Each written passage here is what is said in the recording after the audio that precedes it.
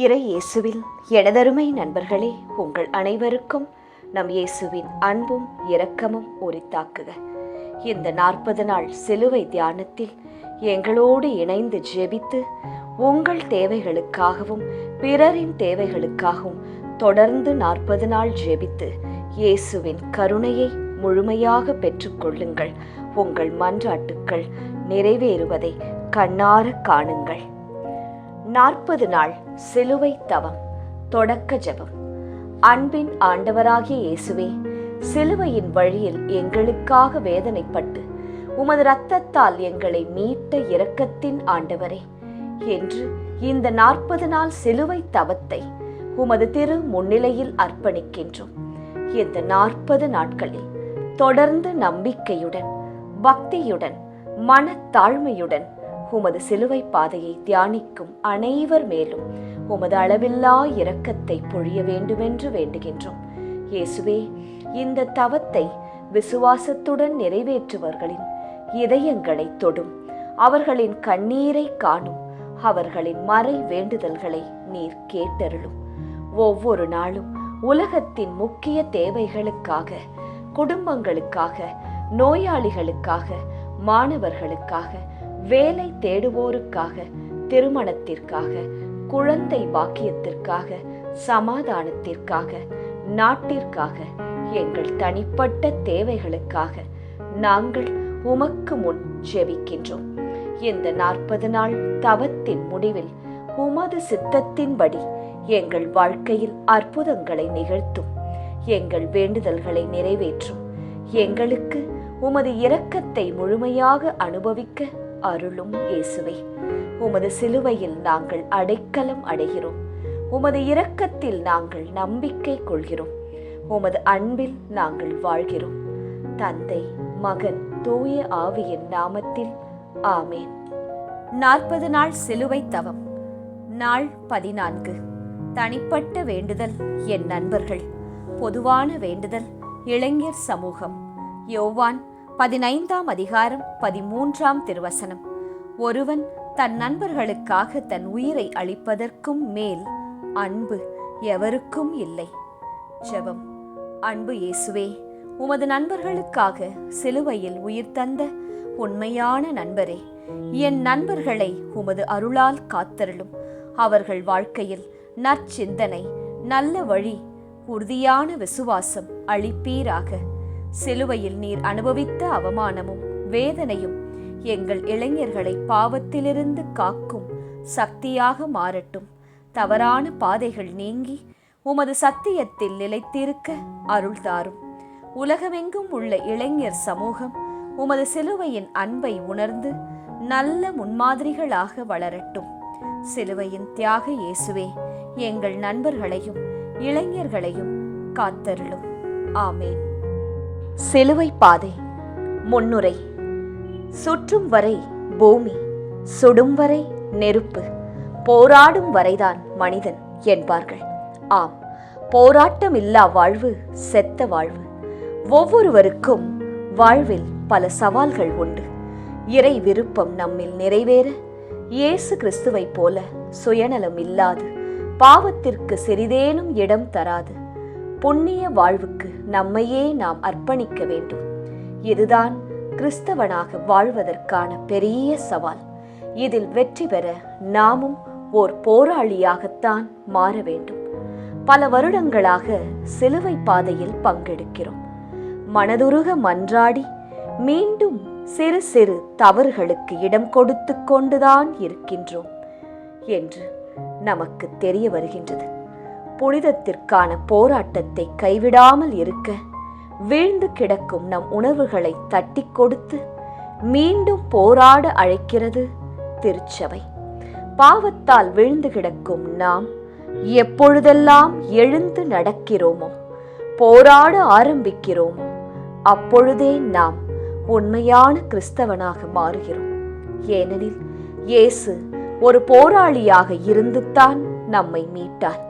இறை விருப்பம் நம்மிலே நிறைவேற மன உறுதியுடன் புனித பயணத்திற்கு தயாராவோம். ஏனெனில் நமக்காக போராடுபவர் நம்மோடு இருக்கிறார். பாவத்திற்கு எதிரான தொடர்ச்சியான நல்ல முயற்சிகளே புனிதத்தின் ஆரம்பம் என்று உணர்ந்தவர்களாய் இந்த புனித பயணத்தில் பங்கெடுப்போம். முதல் ஸ்தலம், இயேசு தீர்ப்பிடப்படுகிறார்.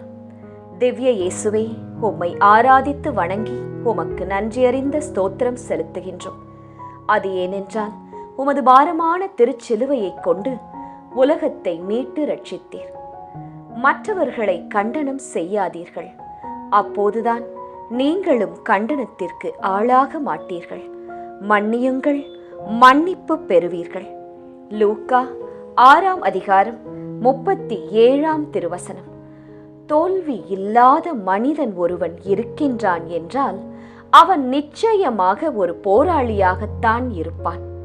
ஏனென்றால் ஒரு போராளியின் வெற்றியானது அவன் தோல்வியிலிருந்துதான் பரிணமிக்கிறது.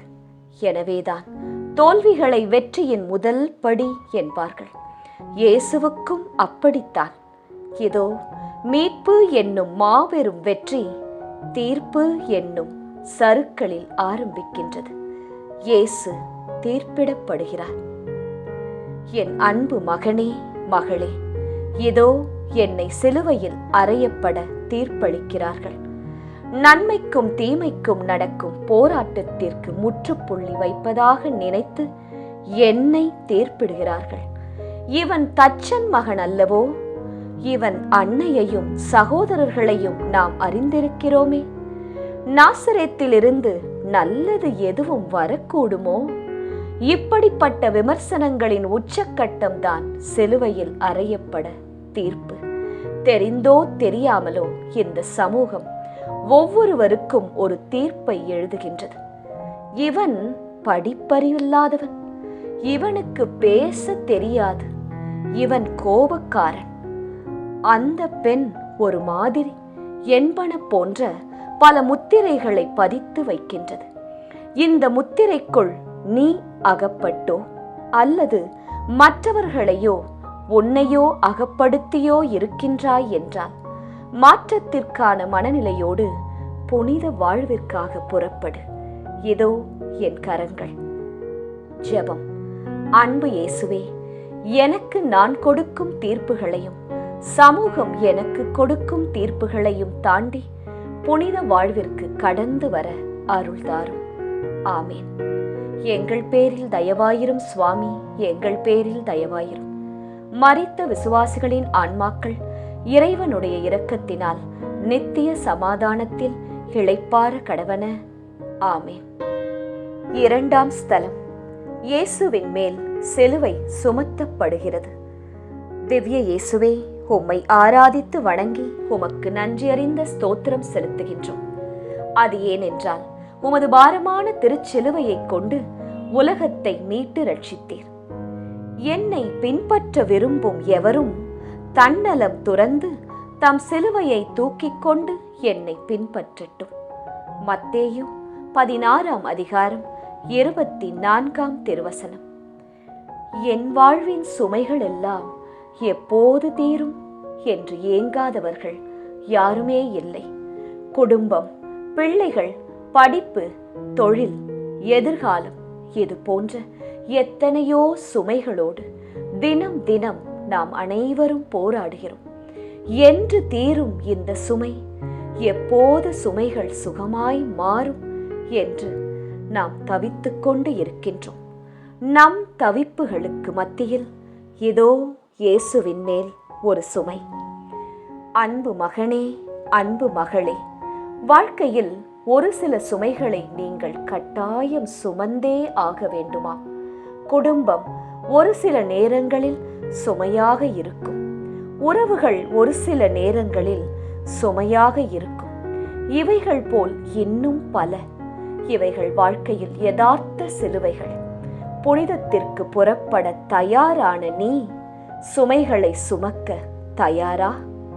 சிலுவையில்லாத கொல்கொதாவும் சுமைகள் இல்லாத போராட்ட வாழ்வும் வீண். மகிழ்ச்சியோடு சுமைகளை சுமக்க கற்றுக்கொள்.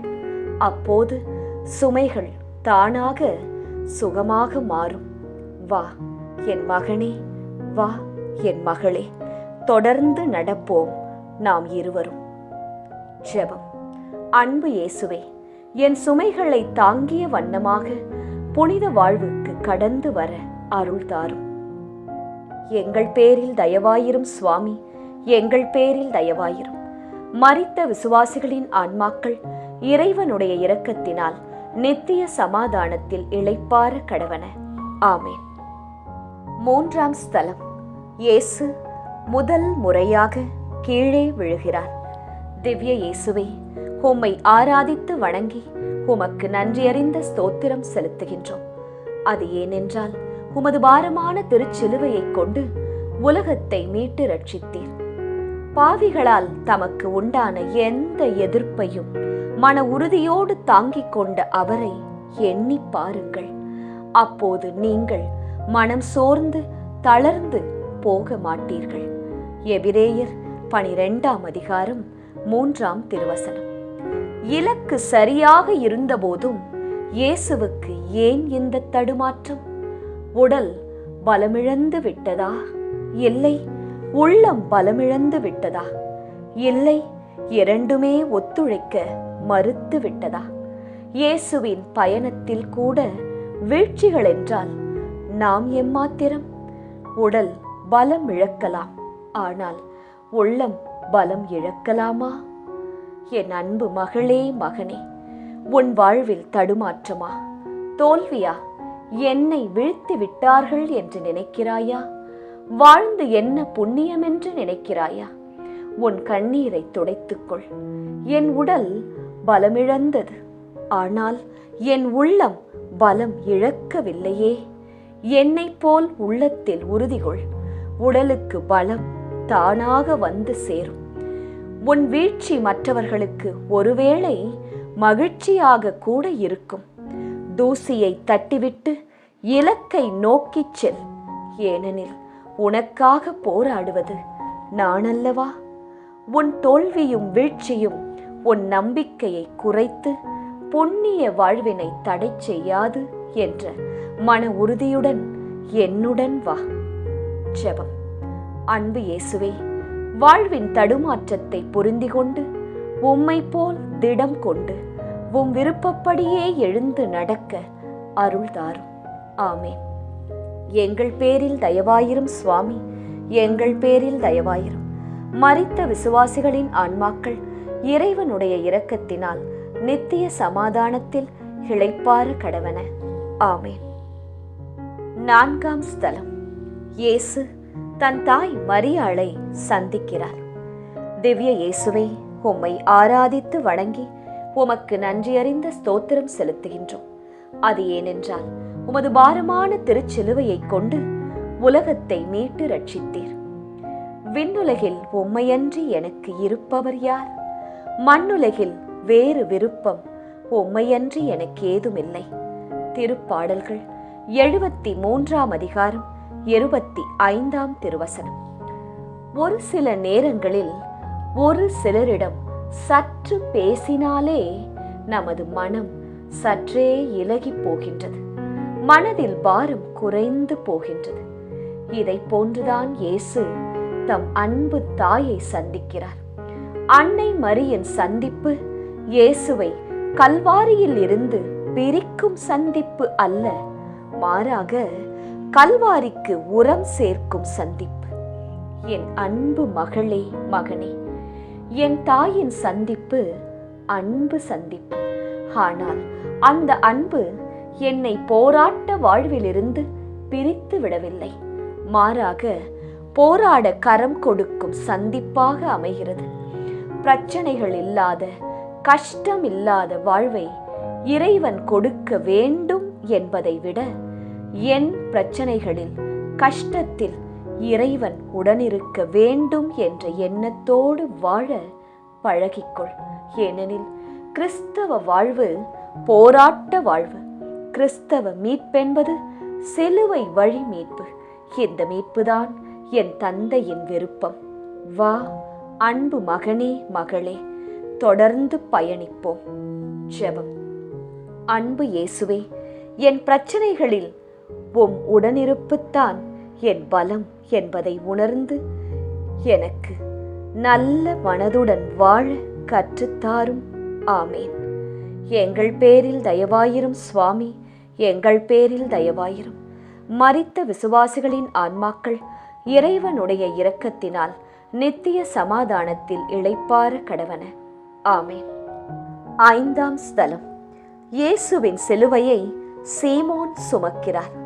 திவ்ய இயேசுவே, உம்மை ஆராதித்து வணங்கி உமக்கு நன்றியறிந்த ஸ்தோத்திரம் செலுத்துகின்றோம். அது ஏனென்றால் உமது பாரமான திருச்சிலுவையை கொண்டு உலகத்தை மீட்டு ரட்சித்தீர். நன்மை செய்ய கற்றுக்கொள்ளுங்கள், நீதியை நாடி தேடுங்கள், ஒடுக்கப்பட்டோருக்கு உதவி செய்யுங்கள். எசாயா 1ஆம் அதிகாரம் 17ஆம் திருவசனம். சுமைகள் ஏன் நமக்கு பாரமாக இருக்கிறது தெரியுமா? உண்மையில் நாம் அதை கட்டாயத்தின் பேரில் சுமப்பதால் தான். கருவை தாங்கும் தாய்க்கு குழந்தை ஏன் சுமையாகவில்லை? ஏனென்றால் அவள் சுமை கட்டாயத்தின் பேரில் வந்தது அல்ல. எனவேதான் சுமையை சுகமாக சுமக்கிறார்.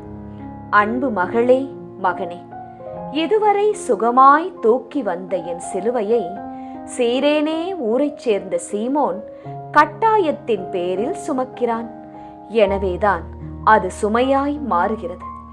அன்பாய் செய்யும் போது சுகமாகவும், கட்டாயத்தின் பேரில் செய்யும் போது சுமையாக மாறுவது யதார்த்தம். நல்லவனாகவும் பிறர் அன்பு உள்ளவனாகவும் புனித வாழ்வில் நிலைத்து இருப்பவனாகவும் வாழ்வது கட்டாயம் என்று நினைத்தால் அது சுமையாய் மாறிவிடும். நல்லவனாயும் மனித நேயம் உள்ளவனாகவும் வாழ்வது என் சுதந்திரம், அதுவே என் தந்தையின் விருப்பம் என்று நாம் நினைத்தால் அது சுகமாய் மாறும். ஜெபம். அன்பு இயேசுவே, என் சுமைகளை சுதந்திரமாய் சுமக்க எனக்கு அருள் தாரும். ஆமேன். எங்கள் பேரில் தயவாயிரும் சுவாமி, எங்கள் பேரில் தயவாயிரும்.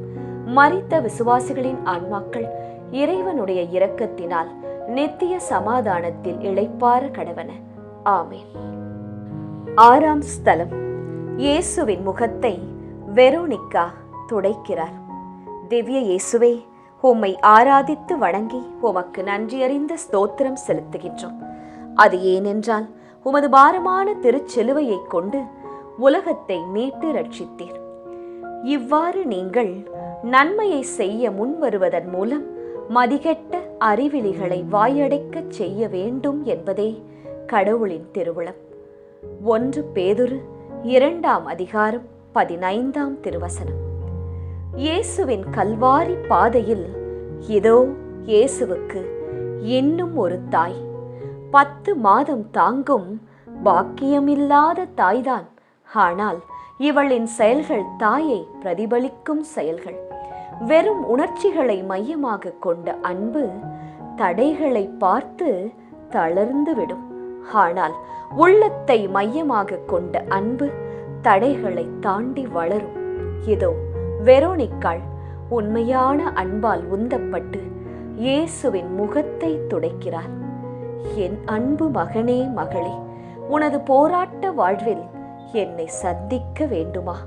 அப்படி என்றால் இதோ இந்த வெரோனிக்காவை போல் பல தடைகளை தாண்ட வேண்டும். நீ உன் சுயநலம், அந்தஸ்து, பதவி, உன் அடையாளம் இவைகளை தாண்டி வர வேண்டும். உன் சுயநல வேலிகளை தாண்டி என்னிடம் வருவாயா? இதோ தாகமாயிருக்கிறேன் என் தந்தையின் விருப்பத்தை நிறைவேற்ற.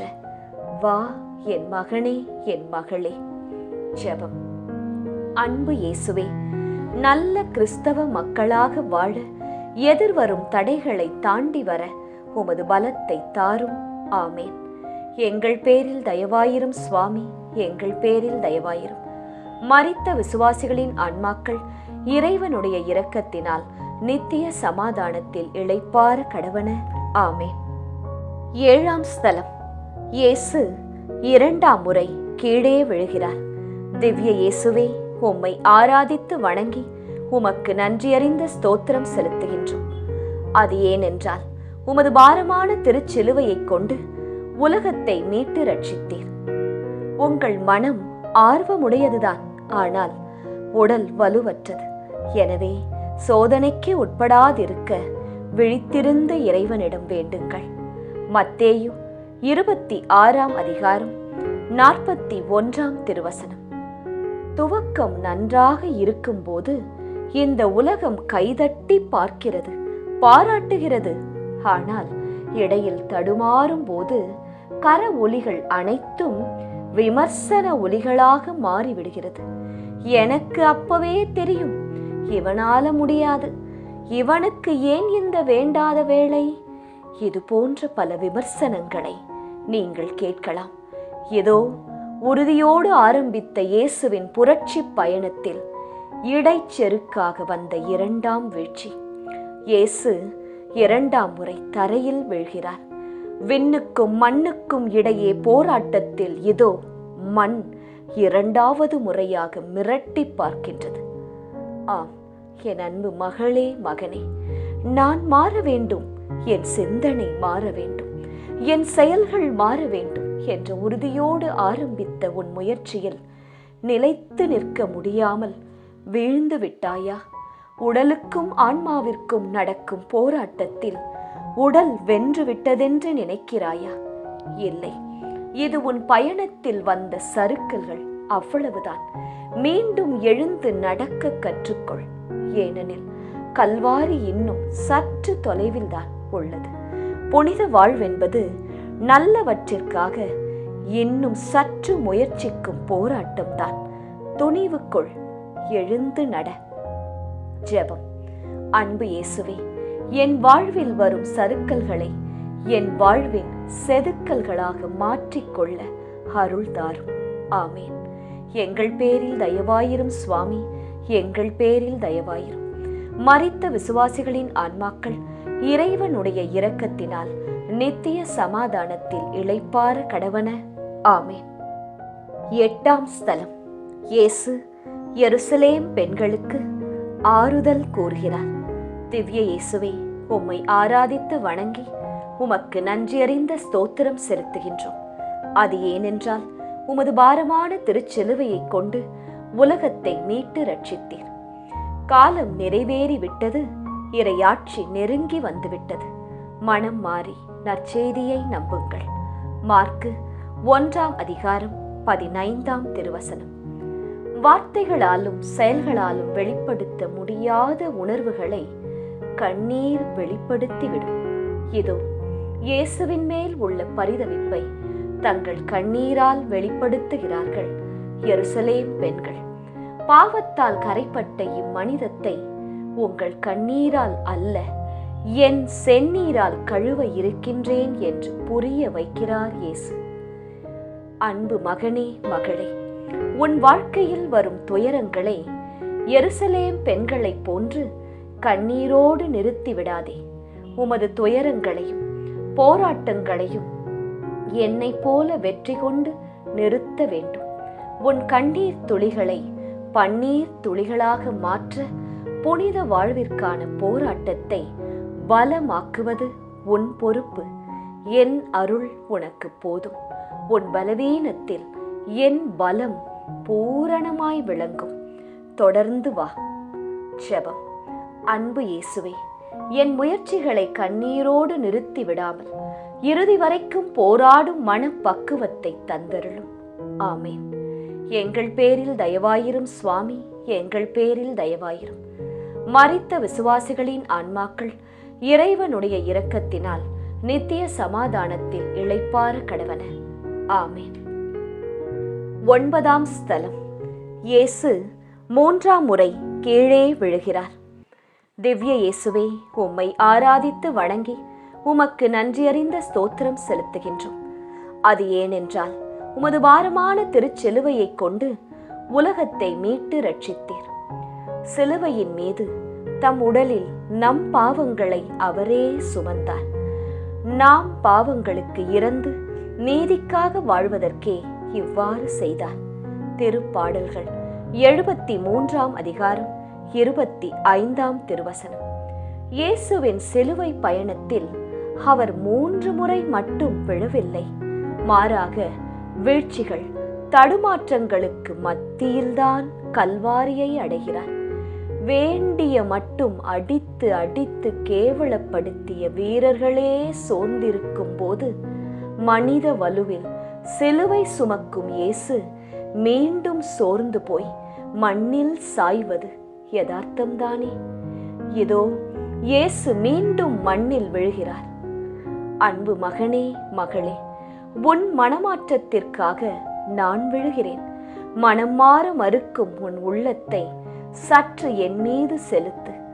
ஆனால் கட்டாயத்தின் பேரில் அல்ல. வீழ்ந்து கிடக்கும் உன்னை தொட நான் தயார். எனக்கு வேண்டியதெல்லாம் ஆம் என்னும் உன் சுதந்திர அனுமதி, அவ்வளவுதான். என் தாயின் ஆம் என்ற சொல்தான் மனுகுல மீட்பின் ஆரம்பம். இதே வார்த்தையைத்தான் உன்னில் எதிர்பார்த்து இதோ எழுகிறேன். ஜெபம். அன்பு இயேசுவே, என் மனமாற்றத்திற்கு தடையாக இருப்பதை விலக்கி வைக்க என் மனதிற்கு பலத்தை தாரும். ஆமேன். எங்கள் பேரில் தயவாயிரும் சுவாமி, எங்கள் பேரில் தயவாயிரும். மரித்த விசுவாசிகளின் ஆன்மாக்கள் இறைவனுடைய இரக்கத்தினால் நித்திய சமாதானத்தில் இளைப்பாற கடவன. ஆமேன். 10ஆம் ஸ்தலம். இயேசுவின் ஆடைகளை களைகிறார்கள். திவ்ய இயேசுவே, உம்மை ஆராதித்து வணங்கி உமக்கு நன்றியறிந்த ஸ்தோத்திரம் செலுத்துகின்றோம். அது ஏனென்றால் உமது பாரமான சிறுச்சிலுவையை கொண்டு உலகத்தை மீட்டு ரட்சித்தீர். கிறிஸ்துவும் உங்களுக்காக துன்புற்று ஒரு முன்மாதிரியை வைத்து சென்றுள்ளார். எனவே நீங்கள் அவருடைய அடிச்சுவடுகளை பின்பற்றுங்கள். இதற்காகவே அழைக்கப்பட்டு உள்ளீர்கள். 1 பேதுரு 2ஆம் அதிகாரம் 21ஆம் திருவசனம். வியர்வையாலும் இரத்தத்தாலும் நனைந்திருக்கும் இயேசுவின் உடைகளை களைகிறார்கள். அதில் அந்த ஆடை யாருக்கு என்பதற்காக சீட்டு போட்டு தேர்ந்தெடுக்கிறார்கள். ஆனால் உண்மையில் விலைமதிப்பு இல்லாதது அந்த ஆடைக்குள் இருந்த இயேசுவின் உடல்தான். மூடர்கள் முத்தை விட்டுவிட்டு சிப்பியை எடுத்துக் கொள்கிறார்கள். அன்பு மகளே, மகனே, சுதந்திரம் என்பது இன்னொரு வார்த்தையில் சொல்ல வேண்டுமென்றால் அதை தேர்ந்தெடுத்தல் என்று சொல்லலாம். நன்மை தீமை, பாவம் புண்ணியம், உண்மை பொய், இவைகளுக்கு மத்தியில் எதை நீ தேர்ந்தெடுக்க விரும்புகிறாய்? என் அன்பு பிள்ளாய், சுதந்திரத்தின் உண்மை பொருளை உணர்ந்து நன்மையை தேர்வு செய்து புண்ணிய வாழ்வில் உன்னை ஒன்றிணைக்க தயாராக. ஜெபம். அன்பு இயேசுவே, என் புனித வாழ்விற்கு நன்மைகளை விருப்பத்தோடு தேர்ந்து கொள்ள அருள் தாரும். ஆமேன்.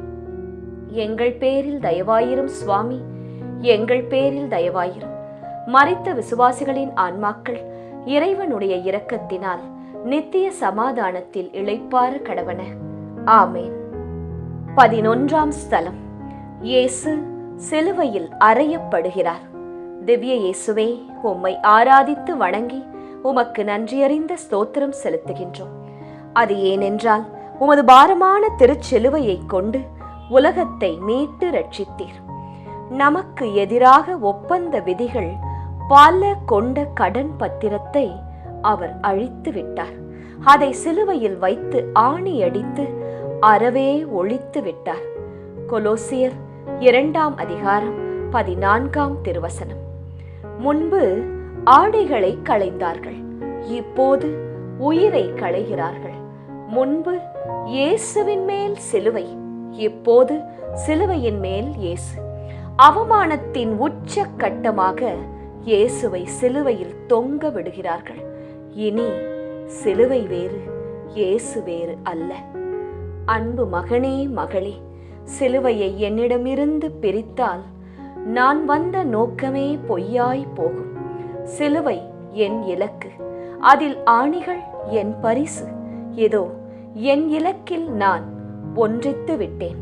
புனித வாழ்வென்னும் உன் இலக்கில் நீ ஒன்றிப்பது எப்போது? ஜெபம். அன்பு இயேசுவே, மாற வேண்டும் என்று என் இலக்கில் எப்போதும் என் மனம் ஒன்றித்து இருக்க அருள் தாரும். ஆமேன். எங்கள் பேரில் தயவாயிரும் சுவாமி, எங்கள் பேரில் தயவாயிரும். மரித்த விசுவாசிகளின் ஆன்மாக்கள் இறைவனுடைய இரக்கத்தினால் நித்திய சமாதானத்தில் இளைப்பாற கடவன. ஆமேன். 12ஆம் ஸ்தலம். இயேசு சிலுவையில் மரிக்கிறார். திவ்ய இயேசுவே, உம்மை ஆராதித்து வணங்கி உமக்கு நன்றியறிந்த ஸ்தோத்திரம் செலுத்துகின்றோம். அது ஏனென்றால் உமது பாரமான திருச்சிலுவையை கொண்டு உலகத்தை மீட்டு ரட்சித்தீர். தாமே துன்புற்று பகைமையை அழித்தார். சிலுவையின் வழியாக இரு இனத்தவரையும் ஒரு உடலாக்கி கடவுளோடு ஒப்புரவாக்க இப்படி செய்தார். எபேசியர் 2ஆம் அதிகாரம் 16ஆம் திருவசனம். மரணம் என்றால் எல்லோருக்குமே பயம்தான். ஏனென்றால் அதன் பின் என்ன என்று உறுதியாக யாருக்கும் தெரியாது. அதன் பின் என்ன என்ற கேள்வி பயத்தை மட்டுமே உருவாக்கும். ஆனால் இயேசுவுக்கு மரணம் பயமில்லை. ஏனெனில் மரணத்திற்கு பிறகு என்ன நடக்கும் என்று இயேசுவுக்கு தெரியும். இயேசு 3 முறை தன் சீடர்களுக்கும் உலகிற்கும் உரக்க அறிவித்திருந்தார். இதோ உண்மை இப்போது தலை சாய்த்து உறங்குகின்றது. அன்பு மகளே, மகனே, எதிர்காலம் குறித்த உன் கவலைகள் உன்னை பயப்படுத்தும், கோழையாக்கும், சுயநலவாதியாக்கும், உன்னை மாற்றும். எதிர்காலம் குறித்த எச்சரிக்கை வேண்டும், ஆனால் அதை குறித்த கவலை தேவையில்லை.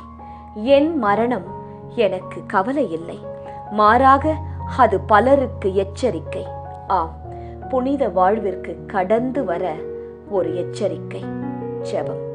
அன்பு இயேசுவே, உம்மோடு நாங்கள் அறையப்பட்டால் உம்மோடு உயிர்ப்போம் என்னும் உண்மையை புரிந்து கொள்ள அருள் தாரும். ஆமேன். எங்கள் பேரில் தயவாயிரும் சுவாமி, எங்கள் பேரில் தயவாயிரும். மரித்த விசுவாசிகளின் ஆன்மாக்கள் இறைவனுடைய இரக்கத்தினால் நித்திய சமாதானத்தில் இளைப்பாற கடவன. ஆமேன். 13ஆம் ஸ்தலம். இயேசு தன் தாய் மரியாவின் மடியில் கிடத்தப்படுகிறார். திவ்ய இயேசுவே, உம்மை ஆராதித்து வணங்கி உமக்கு நன்றியறிந்த ஸ்தோத்திரம் செலுத்துகின்றோம். அது ஏனென்றால் உமது பாரமான திருச்சிலுவையை கொண்டு உலகத்தை மீட்டு ரட்சித்தீர். நம்பிக்கையை தொடங்கி வழி நடத்துபவரும் அதை நிறைவு செய்பவருமான இயேசுவின் மீது கண்களை பதிய வைப்போம். எபிரேயர் 12ஆம் அதிகாரம் 2ஆம் திருவசனம். 10 மாதம் துடிப்போடு சுமந்த அன்னையின் மடி இப்போது துடிப்பில்லாமல் மௌனமாகிறது. உமது உள்ளத்தை ஒரு வாழ் ஊடுருவும். இல்லை, பல வாள்கள் ஊடுருவிற்று. இத்தனை வேதனைகளையும் தம் மௌனத்தால் தாங்குகிறாள் அன்னை மரியாள். உள்ளத்தில் 1000 கேள்விகள் உண்டு மரியாளுக்கு. ஆனால் பதிலுக்காக காத்திருக்கிறாள் நம் அன்னை. அன்பு மகளே, மகனே, புனிதத்திற்கான போராட்ட வாழ்வில் உள்ளத்தை நொறுங்க செய்யும் பல கேள்விகள் மலையாய் உதிக்கும். கெட்டவன் நன்றாகத்தானே வாழ்கிறான், நல்லவர்களுக்கு மட்டும் ஏன் இந்த நிலை? உலகம் நல்லவர்களை அடையாளம் கண்டுகொள்வதே இல்லையே, ஏன்? உத்தமர்களுக்கு ஏன் எத்தனை நொறுக்கல்கள்? இத்தனை கேள்விகளுக்கு பதில் அன்னை மரியாளின் மௌனம்தான். நீயும் காத்திரு, உன் உண்மை வெல்லும். ஜெபம். அன்பு இயேசுவே, வாழ்வின் நொறுக்கல்கள் வரும்போது வெடித்து சிதறாமல் உம் அன்னையை போன்று மௌனம் காக்க பொறுமை கொள்ள அருள்தாரும். ஆமேன். எங்கள் பேரில் தயவாயிரும் இயேசுவே, எங்கள் பேரில் தயவாயிரும். மரித்த விசுவாசிகளின் ஆன்மாக்கள் இறைவனுடைய இரக்கத்தினால் நித்திய சமாதானத்தில் இளைப்பாற கடவன. ஆமேன். 14ஆம் ஸ்தலம். இயேசு கல்லறையில் அடக்கம் செய்யப்படுகிறார். திவ்ய இயேசுவே, உம்மை ஆராதித்து வணங்கி உமக்கு நன்றியறிந்த ஸ்தோத்திரம் செலுத்துகின்றோம். அது ஏனென்றால் உமது பாரமான திருச்சிலுவையை கொண்டு உலகத்தை மீட்டு ரட்சித்தீர். தம் சிலுவையினால் கிடைத்த வெற்றியால் ஆட்சியாளர், அதிகாரம் கொண்டோர் ஆகியோரின் படை கலன்களை கிறிஸ்து பிடுங்கிக் கொண்டு அவர்களை இகழ்ச்சிக்குள்ளாக்குமாறு ஊர்வலமாக இழுத்துச் சென்றார். கொலோசியர் 2:15 திருவசனம். புரட்சியாளனை புதைப்பதாக நினைத்து கல்லறையில் அடக்கம் செய்கிறார்கள். ஆனால் புனிதம் இங்கு புதைக்கப்படவில்லை, மாறாக விதைக்கப்படுகிறது. அத்தனையும் நிறைவேறிவிட்டது என்றார்கள். இல்லை இல்லை, இப்போதுதான் தொடங்கப் போகின்றது. இத்தனை வருட போராட்ட வாழ்வு மொத்தமாய் இயேசுவின் உயிர்ப்பில் பலன் கொடுக்க போகிறது. இதுவரையில் வெற்றி பெற்றதாக நினைத்து கொண்டவர்கள் இதோ இயேசுவின் அடக்கத்திற்கு பிறகு ஒவ்வொரு நொடிக்கும் தோற்க ஆரம்பிக்கின்றார்கள். என் அன்பு மகளே, மகனே, பல நேரங்களில் தீமை வெற்றி பெறுவதைப் போல் மாயை உண்டாகும். ஆனால் தீமைக்கு எப்போதும் இறுதி வெற்றி இல்லை. இறுதியில் வெல்லப் போவது உண்மை, சத்தியம் மட்டுமே. தீமை தரும் மாயையில் மயங்கி என் மகனாக மகளாக வாழ நீ எடுக்கும் முயற்சிகளில் பின்வாங்காதே. ஏனெனில் இறுதியில் வெல்லப் போவது எனது சத்தியம், எனது உண்மை மட்டுமே. ஜெபம். அன்பு இயேசுவே, இறுதியில் வெல்லப் போகும் உமது நீதிக்காக, உண்மைக்காக என் வாழ்வை மாற்றிக்கொள்ள நான் எடுக்கும் முயற்சிகளை ஆசிர்வதித்து என்றும் உம் பிள்ளையாக வாழ அருள் தாரும். ஆமேன். எங்கள் பேரில் தயவாயிரும் சுவாமி, எங்கள் பேரில் தயவாயிரும். மரித்த விசுவாசிகளின் ஆன்மாக்கள் இறைவனுடைய இரக்கத்தினால் நித்திய சமாதானத்தில் இளைப்பாற கடவன. ஆமேன். முடிவுரை. அன்புக்குரியவர்களே, இயேசுவின் சிலுவை பாதையின் வழியில் நடந்து சிந்தித்த நாம் இதோடு நிறுத்திவிட்டோம் என்றால் ஏதோ வாடிக்கையாக செய்கின்ற செயலாக மாறிவிடும். சிந்தித்தவைகளை நம் அனுதின வாழ்வுக்கு எடுத்துச் சென்று உயிர் கொடுப்போம். கிறிஸ்துவில் என்றும் மரணமில்லை, மாறாக வாழ்வே நிரம்பி இருக்கின்றது. என்னில் வாழ்பவர் இயேசுவே என்ற புனித பவுலின் வார்த்தையை சுதந்தரித்து நம் வாழ்வை இறைவன் கரங்களில் ஒப்புக் கொடுப்போம். புனித வாழ்வு நம்மில் மலர கிறிஸ்து நம்மில் வெளிப்பட வேண்டும். அப்போதுதான் இறைவனின் விருப்பப்படி நம் வாழ்வு அமையும். திருச்சிலுவை பாதை. முடிவு ஜெபம். ஆண்டவராகிய இயேசு கிறிஸ்துவே, கடவுள் வடிவில் விளங்கிய நீர் கடவுளுக்கு இணையாயிருக்கும் நிலையை வலிந்து பற்றி கொண்டிருக்க வேண்டியதொன்றாக கருதவில்லை. ஆனால் உம்மையே வெறுமையாக்கி அடிமையின் வடிவை ஏற்று மனிதருக்கு ஒப்பானீர். மனித உருவில் தோன்றி சாவை ஏற்கும் அளவுக்கு, அதுவும் சிலுவை சாவை ஏற்கும் அளவுக்கு கீழ்ப்படிந்து உம்மையே தாழ்த்தி கொண்டீர். எனவே கடவுள் உம்மை மிகவே உயர்த்தி எப்பெயருக்கும் மேலான பெயரை உமக்கு அருளினார். இந்த மறை உண்மைகளை தியானித்து நாங்கள் உமது திரு இரத்த பேறு பலன்களினால் உலக மாயையிலிருந்தும் கவர்ச்சிகளிலிருந்தும் பாவ நாட்டங்களிலிருந்தும் பாவ பழக்கங்களிலிருந்தும் தீய ஆசைகளிலிருந்தும் உலக கவலைகளிலிருந்தும் பகைமை, பேராசை, கோபம், பொறாமை, பழிவாங்கும் எண்ணங்கள், நோய் நொடிகள் அனைத்திலிருந்தும் எம்மை விடுவித்தருளும். உமது திரு இரத்தத்தால் மீட்கப்பட்ட நாங்கள் பரிசுத்தமாய் வாழவும், உம்மில் அசைக்க முடியாத நம்பிக்கை கொண்டு வாழவும், குடும்ப உறவில் சமாதானத்துடனும் ஒற்றுமையுடனும் வாழ வரம் தந்தருள வேண்டுமென்று உம்மை இறைஞ்சி மன்றாடுகின்றோம். ஆமேன்.